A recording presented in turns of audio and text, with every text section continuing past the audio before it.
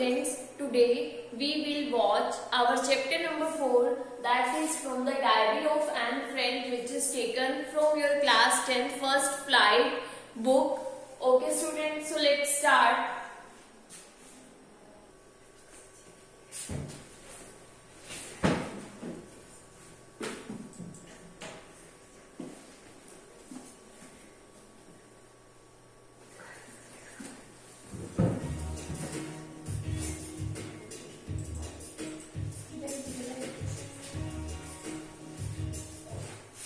As teenagers, you experience and feel a lot. You have your opinions and thoughts. With whom do you share these thoughts and feelings? बताओ, तुम daily life में कुछ ना कुछ तुम्हारे साथ होता है ना, लाइक बहुत सारी थॉट्स आती है तुम्हारे मन में, तो जो तुम्हारी फीलिंग्स होती है किसके साथ शेयर करते हो? फ्रेंड्स के साथ, मोस्टली फ्रेंड्स के साथ, बट कुछ होंगे अपने पेरेंट्स के साथ, सिस्टर के साथ. ओके, सारे मतलब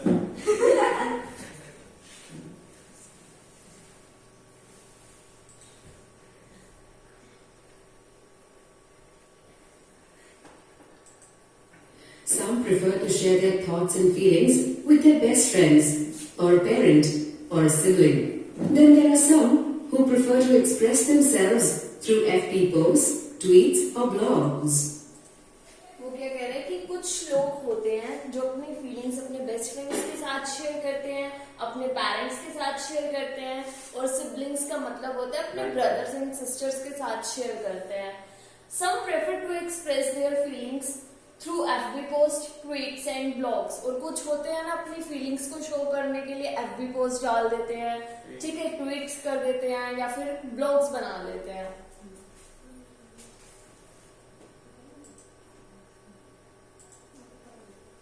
There are some who maintain a diary. They consider it their friend and confidant. Many writers and famous personalities are known to have maintained diaries, memoirs or journals. और कुछ लोग होते हैं जो डायरी में राइट करके अपनी फीलिंग्स को शेयर करते हैं, और जो भी फेमस पर्सनालिटीज हैं वो जो है अपनी डायरीज मेंटेन करती हैं, ठीक है.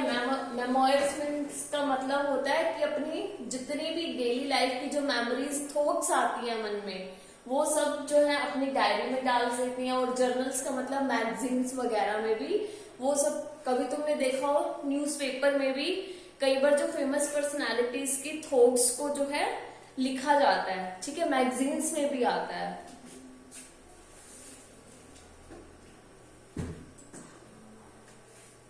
Remember, these three styles may seem similar, but they are not. Let's find out how and why with the help of examples. वो कह रहे हैं कि Here are 3 pieces written by Danny, a renowned war reporter, about one of his visits to Afghanistan. Can you classify them into diary, journal and memoir?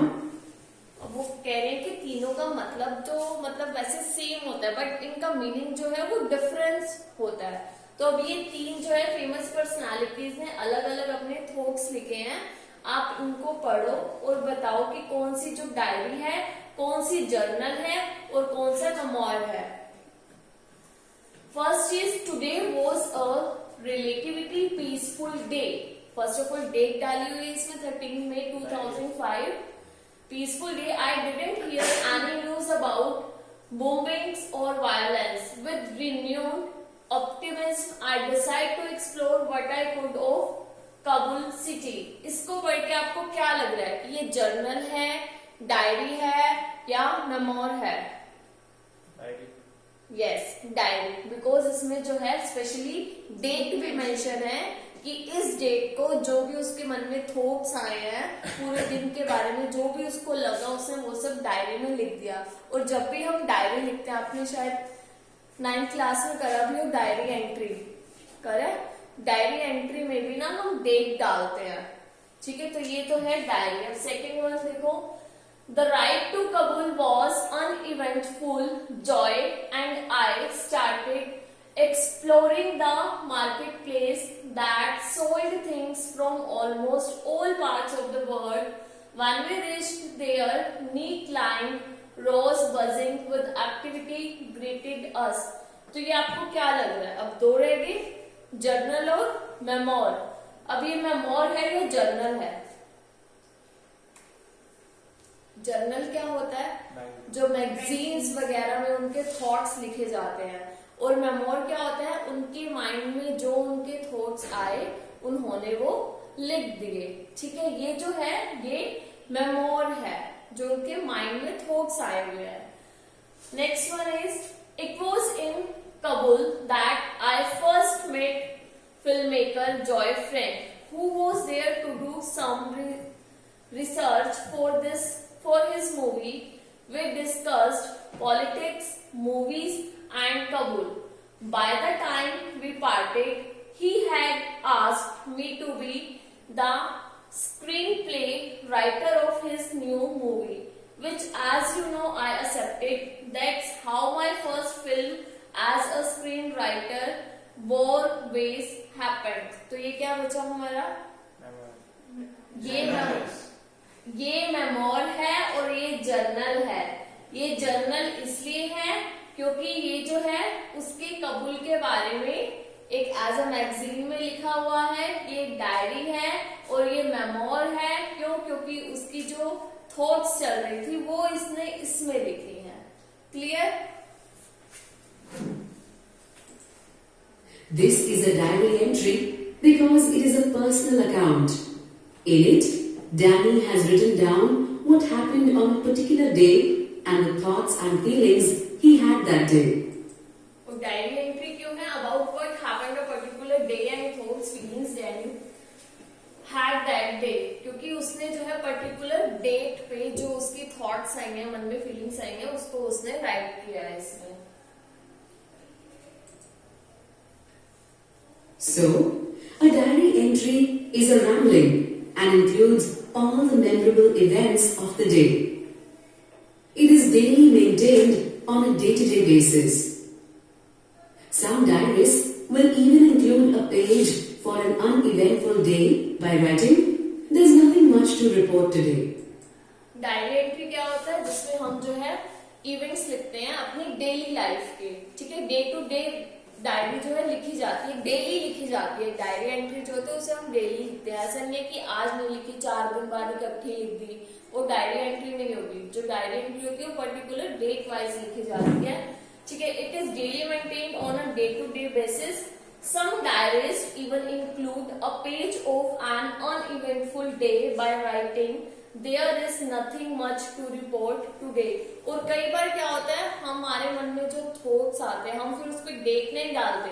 मान लो हम कोई 10 साल पुरानी बात को याद करके उस डायरी में लिख रहे हैं, तो उसमें जो है हम डेट नहीं डालेंगे. वो एक अनइवेंटफुल डे होगा जो हमारी लाइफ में पहले हमारे साथ हुआ था.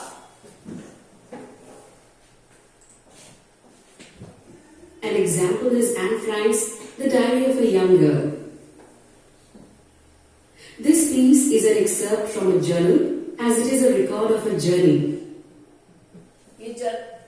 A journal is a diary with a purpose or central theme.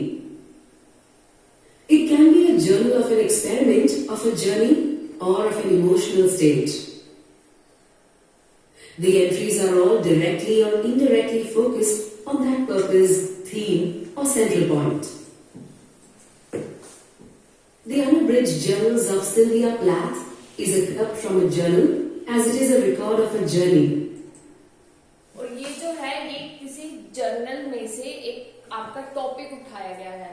जैसे जो डायरी ऑफ एन फ्रैंक की पूरी डायरी तो आपके चैप्टर में नहीं लिखी गई ना, उसमें से कुछ पेजेस जो है वो आपकी बुक में एज इट इज प्रिंट कर दिए गए हैं. सेम ऐसे ही ये भी जो है एक्सर्ट है जर्नल. कोई जर्नल है इतना बड़ा, उसमें से ये कुछ लाइन्स ली गई हैं और ये क्या होता है? Record of journey. The ride to Kabul was uneventful. Joy and I started exploring the marketplace that sold things from almost all parts of the world. तो अब इसमें जो है ये राइड दिखाई गई है किसकी? कबूल की, जो कि एक अनइवेंटफुल थी.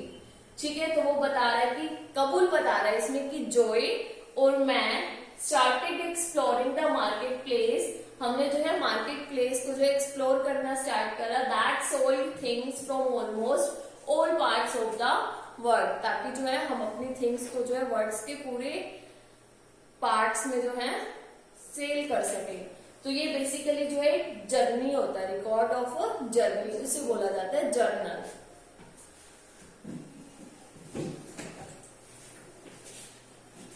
A journal is a diary with a purpose or central theme. It can be a journal of an experiment, of a journey, or of an emotional state. और ये जो है किसी भी जर्नी का भी एक्सपेरिमेंट हो सकता है, और कोई हमारी ऐसी कोई इमोशनल स्टेट आई हो जहाँ पे हम काफी ज्यादा इमोशंस हमारे बाहर आ गए हो, वो भी हो सकता है। The entries are directly or indirectly focused on that purpose, theme and central point. अब इसमें जो भी एंट्रीज हम, जो भी लाइंस हम लिखते हैं, वो डायरेक्टली हो चाहे इनडायरेक्टली हो, फोकस किस पे करती है कि उस जर्नल को लिखने का पर्पस क्या है, उसका थीम क्या है और उसका सेंट्रल पॉइंट क्या है। The entries are all directly or indirectly focused on that purpose, theme, or central point. The Unabridged Journals of Sylvia Plath is a complete transcription of Plath's diaries. This is an extract from a memoir. In it, Danny recollects an experience he had and its impact on his life. A memoir is a recollection of something or someone past. इसमें क्या है, memoir क्या होता है, हमारी recollection होती है memories का, जो भी हमारे साथ पास्ट में हुआ है।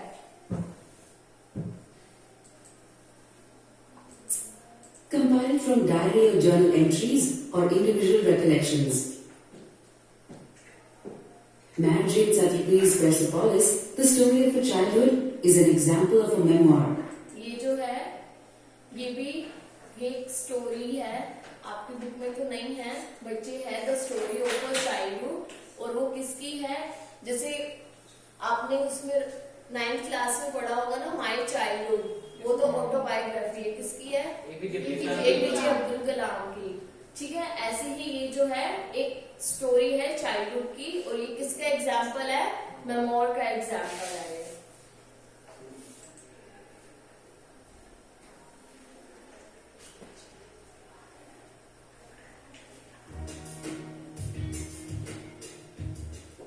This is an extract from The Diary of a Young Girl, which is the diary of Anne Frank, a young Holocaust victim. This extract includes the reason she chose to write a diary and her first diary entry. Born in 1929, Anneliese Mary, or Anne Frank, was a German-born Jew who became one of the most talked about Holocaust victims. She wrote a diary when she and her family were hiding in Amsterdam during Nazi occupation of Netherlands during World War II. After spending 2 years in hiding, she and her family were sent to concentration camps. While they were being transported, Anne died a few days after her sister.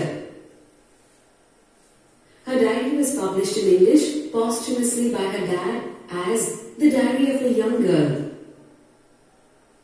Her diary is an intimate examination of life under Nazi occupation. It has inspired many films, serials, and theatrical productions. ये जो है author के बारे में बताया हुआ है, और ऑथर कौन है, from the diary of Anne Frank की, एन फ्रैंक ही है। क्लियर। एनलिस मैरी एन फ्रैंक 1929 में इसका बॉर्न हुआ था, और 1945 में इसकी डेथ हो गई थी। जर्मन बॉर्न जूइश गर्ल, पढ़ा था आपने चैप्टर में कि इसका बॉर्न जो है वो जर्मन में हुआ था, और ये एक जूइश गर्ल थी, who became one of the most talked about Holocaust victim. और ये जो है हॉलोकॉस्ट विक्टिम की, यानी कि उस टाइम पे जो बहुत ज्यादा वर्ल्ड वॉर के टाइम पे तबाही हुई थी, उस टाइम पे ये सबसे ज्यादा मोस्ट टॉक्ड अबाउट, इसी के बारे में ही उस टाइम पे इसी ने ही अपनी डायरी में लिखा था कि हम ऐसे ऐसे जो है वहां पे वर्ल्ड वॉर हुआ, मतलब उस टाइम पे इसने उस हॉलोकॉस्ट विक्टिम के बारे में अपनी डायरी में सबसे ज्यादा लिखा था। Wrote a diary when she and her family were in hiding in Amsterdam during World War II। और इसने ये डायरी कब लिखी थी? जब वर्ल्ड वॉर सेकेंड चल रहा था और ये अपनी फैमिली के साथ एम्स्टरडैम में छुपी हुई थी, तब इसने जो है डायरी लिखना स्टार्ट किया था।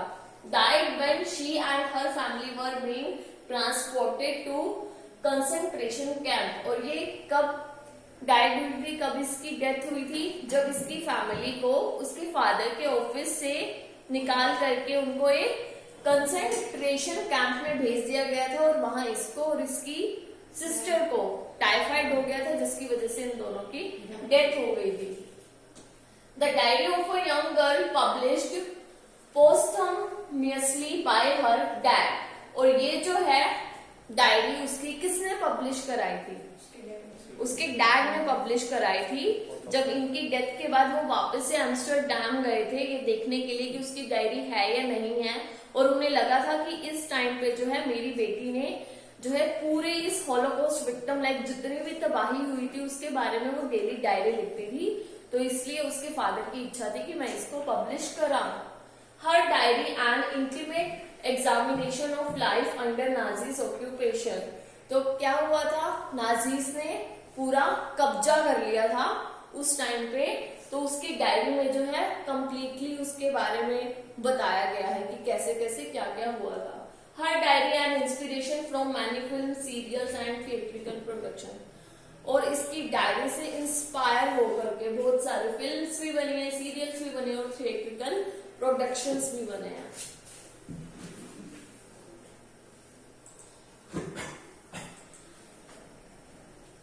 In the opening part, she explains that she decided to write because she thought of the diary as the one true friend she craved for. So, she names the diary Kitty. Further, she gives a brief introduction of her life and family. तो हुआ क्या था? फिर उसने सोचा, उसको कोई true friend तो नहीं था, फिर उसने सोचा कि मैं जो है जब तक मुझे ट्रू फ्रेंड नहीं मिल जाता मैं डायरी राइट करूंगी, और उसने अपना डायरी को ही ट्रू फ्रेंड बनाया और उसका नेम क्या रखा? किटी। और उसने जो है उसने अपनी लाइफ के बारे में और अपनी फैमिली के बारे में कंप्लीट इंट्रोडक्शन दिया, मीन्स कंप्लीट उनके बारे में लिखा। In her first entry, she writes about her class and a problem with math. Further, she discusses the punishments she got from her math teacher, Mr. Keesing, for being a chatterbox. And she also writes about the innovative ways in which she handled them.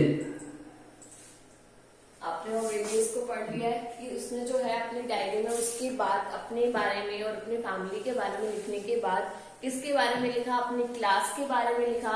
जब result आ रहा था उनका तो कैसे उनकी class का completely माहौल था। उसके बाद उसने बताया कि उसको मैथ्स के टीचर को उससे कैसे प्रॉब्लम थी और वो उनको कैसे टास्क दिया करते थे, एक असाइनमेंट दिया करते थे जब वो क्लास में बातें किया करती थी, और जो है उसको चेकर बॉक्स बोलते थे वो। Writes about the innovative waves in which she handle the punishment. और उसने ऐसे इनोवेटिव वेव्स लिखे ना जो मिस्टर किसिंग ने उसको टॉपिक दिए थे, असाइनमेंट दिए थे एज एन एक्स्ट्रा वर्क कि तुम क्लास में बहुत ज्यादा बातें करती हो तो तुम जो है चेकर बॉक्स के ऊपर या फिर क्वैक क्वैक क्वैक के ऊपर असाइनमेंट लिख करके आओगे। तो उसने इतने अच्छे से अपने आइडियाज को उसमें लिखा कि उसने टीचर को भी कन्विंस कर लिया कि एक बातें करना तो एक पार्ट है स्टूडेंट की लाइफ का।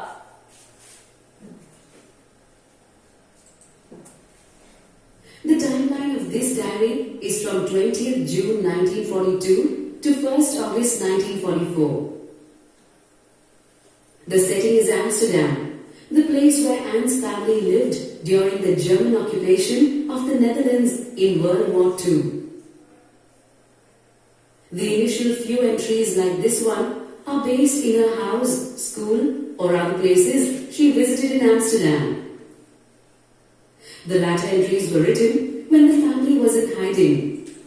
इसमें जो है बताया गया कि उसने डायरी में कैसे कैसे लिखा। उसकी डायरी की टाइमिंग क्या है? 20th जून 1942 से उसने लिखना स्टार्ट किया था और कब तक लिखा था?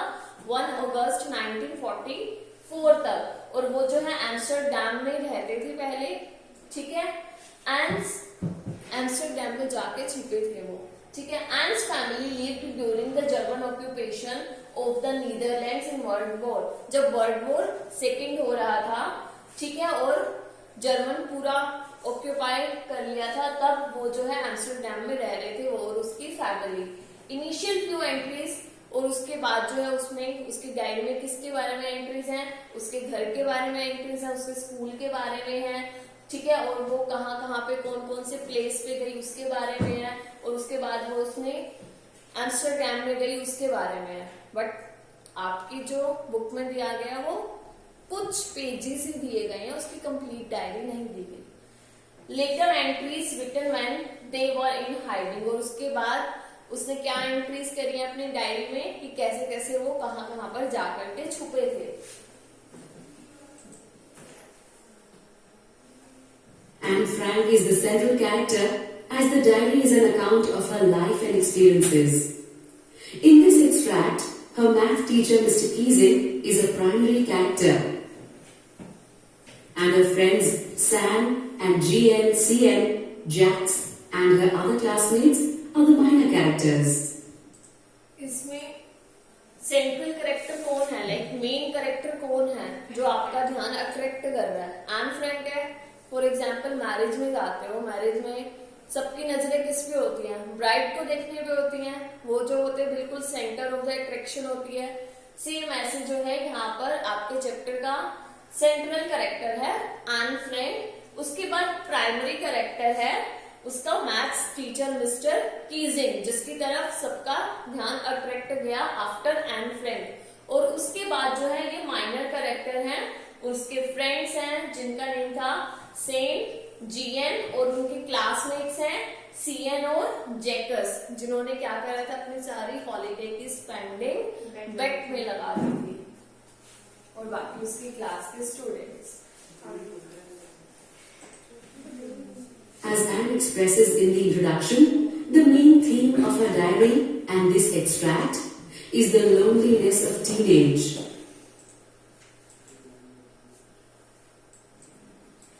The diary also highlights the struggles of Jews, especially those living in hiding during the World War II.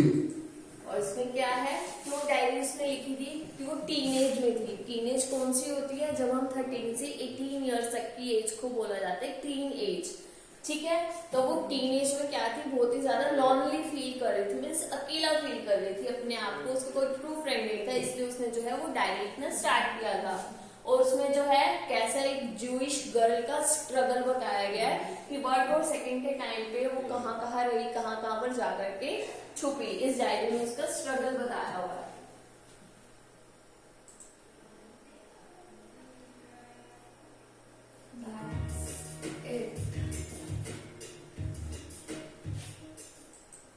Read from the diary of Anne Frank from the textbook and answer the questions to check your comprehension of the text. In this section, check your understanding of the given chunk of prose. We have already read text. पूरा chapter हम already पढ़ ही चुके हैं. So that's it for today's video. We will meet again in our next video. Till then, bye. Take care.